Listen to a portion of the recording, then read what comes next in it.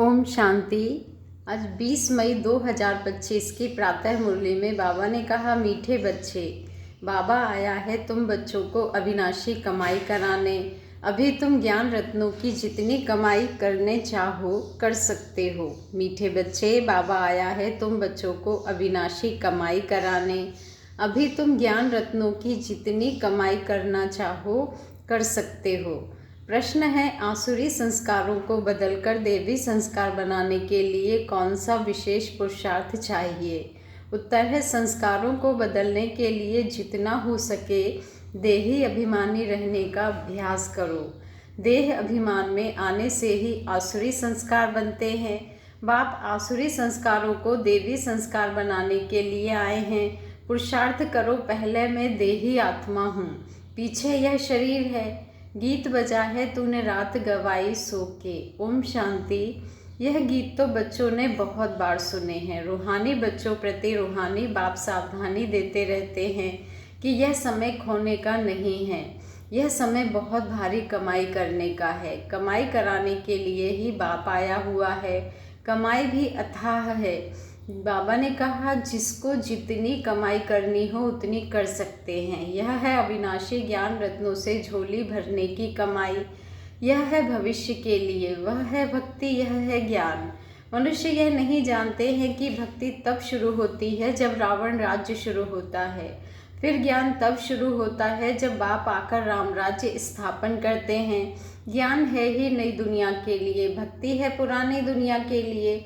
अब बाप कहते हैं, पहले तो अपने को देही समझना है, आत्मा समझना है। तुम बच्चों की बुद्धि में है हम आत्मा पहले है, पीछे शरीर है। परंतु ड्रामा प्लान अनुसार मनुष्य सब रॉन्ग समझ लेते हैं। बाबा कहते हैं, परंतु ड्रामा प्लान अनुसार मनुष्य सब रॉन्ग हो गए हैं, इसलिए उल्टा समझ लिया है कि पहले हम देह हैं, पीछे देही हैं। बाप कहते हैं, यह तो विनाशी है, इसको तुम लेते और छोड़ते हो। संस्कार आत्मा में रहते हैं। देह अभिमान में आने से संस्कार आसुरी बन जाते हैं। फिर आसुरी संस्कारों को देवी बनाने के लिए बाप को आना पड़ता है। यह सारी रचना उस एक रचता बाप की ही है। उनको सब फादर कहते हैं, जैसे लौकिक बाप को भी फादर ही कहा जाता है। बाबा और मम्मा, यह दोनों अक्षर बहुत मीठे हैं। रचता तो बाप को ही कहेंगे। वह पहले माँ को एडॉप्ट करते हैं, फिर रचना रचते हैं। बेहद का बाप भी कहते हैं, मैं आकर इनमें प्रवेश करता हूँ। इनका नाम बाला है। कहते भी हैं भागीरथ। मनुष्य का ही चित्र दिखाते हैं, कोई बेल आदि नहीं है, कोई बैल आदि नहीं है। भागीरथ मनुष्य का तन है। बाप ही आकर बच्चों को अपना परिचय देते हैं। तुम हमेशा कहो, हम बाप दादा के पास जाते हैं। सिर्फ बाप कहेंगे तो वह निराकार हो जाता। निराकार बाप के पास तो तब जा सकते हैं जब शरीर छोड़े। ऐसे तो नहीं कोई भी जा सकते हैं। बाबा ने कहा, ऐसे तो कोई भी जा नहीं सकते। यह नॉलेज बाप ही देते हैं। यह नॉलेज है भी बाप के पास। अविनाशी ज्ञान रत्नों का खजाना है। बाप है ज्ञान रत्नों का सागर, पानी की बात नहीं। ज्ञान रत्नों का भंडारा है, उनमें नॉलेज है। नॉलेज पानी को नहीं कहा जाता है। जैसे मनुष्य को बैरिस्टरी, डॉक्टरी आदि की नॉलेज होती है, यह भी नॉलेज है। इस नॉलेज के लिए ही ऋषि मुनि आदि सब कहते थे कि रचता और रचना के आदि मध्य अंत की नॉलेज हम नहीं जानते। वह तो एक रचता ही आने, वह तो एक रचता ही जाने। झाड़ का बीज रूप भी वही है। सृष्टि के आदि मध्य अंत का नॉलेज उसमें है। वह जब आए तब सुनाए। अभी तुमको नॉलेज मिली है तो तुम इस नॉलेज से देवता बनते हो। नॉलेज पाकर फिर प्रारब्ध पाते हो। वहाँ फिर इस नॉलेज की दरकार नहीं रहेगी। ऐसे नहीं कि देवताओं में यह ज्ञान नहीं है तो अज्ञानी है, नहीं। वह तो इस नॉलेज से पद प्राप्त कर लेते हैं। बाप को पुकारते ही हैं कि बाबा आओ, हम पतित से पावन कैसे बने, उसके लिए रास्ता अथवा नॉलेज बताओ। क्योंकि जानते नहीं कि अभी तुम जानते हो, क्योंकि जानते नहीं। बाबा कहते हैं, अभी तुम जानते हो। हम आत्माएं शांति धाम से आई हैं, वहाँ आत्माएं शांत में रहती है। यहाँ आए हैं पाठ बजाने। यह पुरानी दुनिया है तो जरूर नई दुनिया थी। वह कब थी, कौन राज्य करते थे, यह कोई नहीं जानते। तुमने अभी बाप द्वारा जाना है। बाप है ही ज्ञान का सागर, सद्गति दाता। उनको ही पुकारते हैं कि बाबा आकर हमारे दुख हरो, सुख शांति दो। आत्मा जानती है परंतु तमो प्रधान हो गई है, इसलिए फिर से बाप आकर परिचय दे रहे हैं। मनुष्य न आत्मा को न परमात्मा को जानते हैं। आत्मा को ज्ञान ही नहीं जो परमात्मा अभिमानी बने। बाबा ने कहा आत्मा को ज्ञान ही नहीं जो परमात्मा अभिमानी बने। आगे तुम भी नहीं जानते थे, अभी ज्ञान मिला है तो समझते हैं बरोबर सूरत मनुष्य की थी और सीरत बंदर की थी। अभी बाप ने नॉलेज दी है तो हम भी नॉलेजफुल बन गए हैं। रचता और रचना का ज्ञान मिला है। तुम जानते हो हमको भगवान पढ़ाते हैं तो कितना नशा रहना चाहिए। बाबा है ज्ञान का सागर, उनमें बेहद का ज्ञान है। तुम किसके भी पास जाओ, सृष्टि के आदि मध्य अंत का ज्ञान तो क्या, परंतु हम आत्मा क्या चीज़ हैं वह भी नहीं जानते। बाप को याद भी करते हैं, दुख हरता सुख करता, फिर भी ईश्वर सर्वव्यापी कह देते हैं। बाप कहते हैं ड्रामानुसार उन्हों का भी कोई दोष नहीं, माया बिल्कुल ही तुच्छ बुद्धि बना देती है। कीड़ों को फिर गंध में ही सुख भासता है। बाप आते हैं गंध से निकालने। मनुष्य दलदल में फंसे हुए हैं, ज्ञान का पता ही नहीं है तो क्या करे, दुबन में फंसे पड़े हैं। फिर उनको निकालना ही मुश्किल हो जाता है। निकाल कर आधा पौना तक ले जाओ फिर भी हाथ छुड़ाए गिर पड़ते हैं। कई बच्चे औरों को ज्ञान देते देते स्वयं ही माया का थप्पड़ खा लेते हैं, क्योंकि बाप के डायरेक्शन के विरुद्ध कार्य कर लेते हैं। दूसरों को निकालने की कोशिश करते हैं और खुद गिर पड़ते हैं। फिर उनको निकालने में कितनी मेहनत हो जाती है, क्योंकि माया से हार जाते हैं। उनको अपना पाप ही अंदर खाता है। माया की लड़ाई है ना, अभी तुम युद्ध के मैदान पर हो। वह है बाहुबल से लड़ने वाली हिंसक सेनाएं। तुम हो अहिंसक, तुम राज्य लेते हो अहिंसा से। हिंसा दो प्रकार की होती है ना, एक है काम कटारी चलाना और दूसरी हिंसा है किसको मारना पीटना। तुम अभी डबल अहिंसक बनते हो। यह ज्ञान बल की लड़ाई कोई नहीं जानते। अहिंसा किसको कहा जाता है यह कोई नहीं जानते। भक्ति मार्ग की सामग्री जितनी, बाबा ने कहा भक्ति मार्ग की सामग्री कितनी भारी है। गाते भी हैं पतित पावन आओ, परंतु मैं कैसे आकर पावन बनाता हूँ यह कोई नहीं जानते। गीता में ही भूल कर दी है, जो मनुष्य को भगवान कह दिया है। शास्त्र मनुष्यों ने ही बनाए हैं, मनुष्य ही पढ़ते हैं। देवताओं को तो शास्त्र पढ़ने की दरकार नहीं, वहाँ कोई शास्त्र नहीं होते हैं। ज्ञान भक्ति पीछे है वैराग्य। किसका वैराग्य? भक्ति का। पुरानी दुनिया का वैराग्य है, पुराने शरीर का वैराग्य है। बाप कहते हैं इन आँखों से जो कुछ देखते हो वह नहीं रहेगा।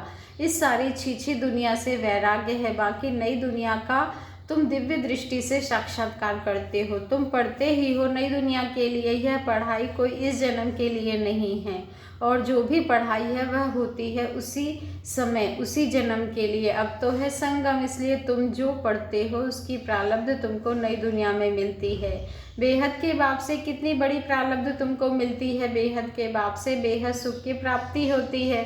तो बच्चों को पूरा पुरुषार्थ कर श्रीमत पर चलना चाहिए। बाप है श्रेष्ठ ते श्रेष्ठ, उनसे तुम श्रेष्ठ बनते हो। वह तो सदैव है ही श्रेष्ठ, तुमको श्रेष्ठ बनाते हैं। 84 जन्म लेते लेते फिर तुम भ्रष्ट बन जाते हो। बाप कहते हैं मैं तो जन्म मरण में नहीं आता हूँ, मैं अभी भाग्यशाली रथ में ही प्रवेश करता हूँ, जिसको तुम बच्चों ने पहचाना है। तुम्हारा अभी छोटा झाड़ है, झाड़ को तूफान भी लगते हैं ना, पत्ते झड़ते रहते हैं, ढेर फूल निकलते हैं, फिर तूफान लगने से गिर पड़ते हैं। कोई कोई अच्छी रीति फल लग जाते हैं, फिर भी माया के तूफान से गिर पड़ते हैं। माया का तूफान बहुत तेज है। उस तरफ है बाहुबल, इस तरफ योग बल अथवा याद का बल। तुम याद अक्षर पक्का कर लो। वो लोग योग योग अक्षर कहते रहते हैं, तुम्हारी है याद।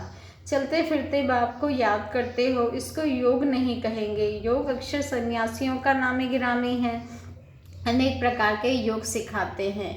बाप कितना सहज बतलाते हैं। उठते बैठते चलते फिरते बाप को याद करो। तुम आधा कल्प के आशिक हो, मुझे याद करते आए हो। अब मैं आया हूँ। आत्मा को कोई भी नहीं जानते, इसलिए बाप आकर रियलाइज कराते हैं। यह भी बड़ी समझने की महीन बातें हैं। आत्मा अति सूक्ष्म और अविनाशी है, ना आत्मा विनाश होने वाली है, ना उनका पार्ट विनाश हो सकता है। यह बातें मोटी बुद्धि वाले मुश्किल समझ सकते हैं, शास्त्रों में भी यह बातें नहीं हैं। तुम बच्चों को बाप को याद करने की बहुत मेहनत करनी पड़ती है। ज्ञान तो बहुत सहज है, बाकी विनाश काले प्रीत बुद्धि और विपरीत बुद्धि, यह याद के लिए कहा जाता है। याद अच्छी है तो प्रीत बुद्धि कहा जाता है। प्रीत भी अव्यभिचारी चाहिए। अपने से पूछना है, हम बाबा को कितना याद करते हैं, यह भी समझते हैं। बाबा से प्रीत रखते रखते जब कर्मातीत अवस्था होगी तब यह शरीर छूटेगा और लड़ाई लगेगी। जितना बाप से प्रीत होगी तो तमो प्रधान से सतो प्रधान बन जाएंगे। इम्तिहान तो एक ही समय होगा ना। जब पूरा समय आता है, सबकी प्रीत बुद्धि हो जाती है, उस समय फिर विनाश होता है। तब तक झगड़े आदि लगते रहते हैं। विलायत वाले भी समझते हैं अभी मौत सामने खड़ा है। कोई प्रेरक है जो हमसे बॉम्ब्स बनवाते हैं, परंतु कर क्या सकते हैं, ड्रामा की नोंद है ना। अपनी ही साइंस बल से अपने कुल का मौत लाते हैं। बच्चे कहते हैं पावन दुनिया में ले जाओ, तो शरीरों को थोड़े ही ले जाएंगे। बाप कालों का काल है ना, यह बातें कोई नहीं जानते। गाया हुआ है मिरुआ मौत मलू का शिकार। वह कहते विनाश बंद हो जाए, शांति हो जाए। अरे विनाश बगैर सुख शांति कैसे स्थापन होगी। इसलिए चक्र पर जरूर समझाओ। अभी स्वर्ग के गेट खुल रहे हैं, बाबा ने कहा है इस पर भी एक पुस्तक छपाओ, गेटवे टू शांति धाम सुख धाम। इनका अर्थ भी नहीं समझेंगे, है बहुत सहज, परंतु कोटों में कोई मुश्किल समझते हैं। तुमको प्रदर्शनी आदि में कभी दिलशिकस्त नहीं होना चाहिए। प्रजा तो बनती है ना, मंजिल बड़ी है, मेहनत लगती है। मेहनत है याद की, उसमें बहुत फैल होते हैं। याद भी अव्यभिचारी चाहिए, माया घड़ी घड़ी भुला देती है। मेहनत बगैर थोड़े ही कोई विश्व के मालिक बन सकते हैं। पूरा पुरुषार्थ करना चाहिए। हम सुखधाम के मालिक थे, अनेक बार चक्र लगाया है। अब बाप को याद करना है, अब बाप को याद करना है। माया बहुत विघ्न डालती है। बाबा के पास सर्विस के भी समाचार आते हैं। आज विद्वत मंडली को समझाया, आज यह किया। ड्रामा अनुसार माताओं का नाम वाला होना है। तुम बच्चों को यह ख्याल रखना है, माताओं को आगे करना है। यह है चैतन्य देलवाड़ा मंदिर। तुम चैतन्य में बन जाएंगे, फिर तुम राज्य करते रहेंगे। भक्ति मार्ग के मंदिर आदि रहेंगे नहीं। अच्छा, मीठे मीठे सिक्के लधे बच्चों प्रति माता पिता बाप दादा का याद प्यार और गुड मॉर्निंग। रूहानी बाप की रूहानी बच्चों को नमस्ते, और हम रूहानी बच्चों की रूहानी माता पिता बाप दादा को दिल से याद प्यार गुड मॉर्निंग और नमस्ते। शुक्रिया बाबा, शुक्रिया। धारणा के लिए मुख्य सार है, फर्स्ट पॉइंट है, एक बाप से अव्यभिचारी प्रीत रखते रखते कर्मातीत अवस्था को पाना है। इस पुरानी देह और पुरानी दुनिया से बेहद का वैराग्य हो। सेकंड पॉइंट है, कोई भी कर्तव्य बाप के डायरेक्शन के विरुद्ध नहीं करना है।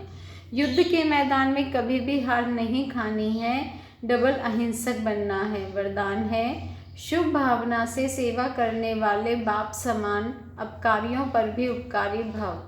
शुभ भावना से सेवा करने वाले बाप समान अपकारियों पर भी उपकारी भव। आज का स्वमान है, मैं बाप समान अपकारियों पर भी उपकार करने वाली उपकारी आत्मा हूँ।